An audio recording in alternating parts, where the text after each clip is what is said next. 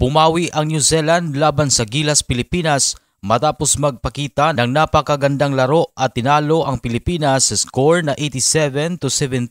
Kaya't pasok na ang team sa Group B para sa pagtatapos ng kanilang laban sa 2025 FIBA Asia Cup Qualifiers nitong linggo na ginanap sa Spark Arena, New Zealand. Maaalalang nakapagtala ang Tall Blacks ng kanilang kauna-unahang pagkatalo laban sa Pilipinas sa FIBA noong Nobyembre ng nakaraang taon, subalit porsigido ito mula sa umpisa at hindi na nagpatalo pa at nakakuha ng 5-1 na record. Sa kabilang banda, nagtapos ang Gilas Pilipinas ng magkasunod na pagkatalo sa 4-2, ngunit tiyak na makakapasok sa tournament proper sa Agosto sa Jeddah, Saudi Arabia. Umarangkada ang New Zealand kung saan sumaluksok ang mga malalayong tira ni Toho Smith-Milner na nakapag-ambag ng 6 na 3-pointers sa unang quarter pa lang ng laro. Sa pagtatapos ng unang quarter, lamang na ang Tall Blacks sa 30-15. Hindi naman napabangko ang Gilas na pinangunahan ni Calvin Oftana at Carl Tamayo na nagpaigsi ng lamang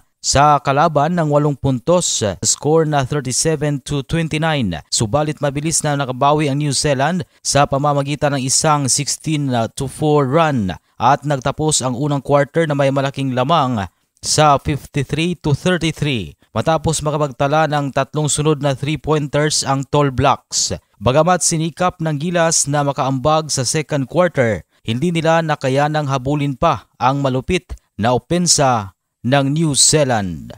Yan ang balitang sports. Ito si Ray Tampos para sa Radyo Alternatibo Balita Nationwide.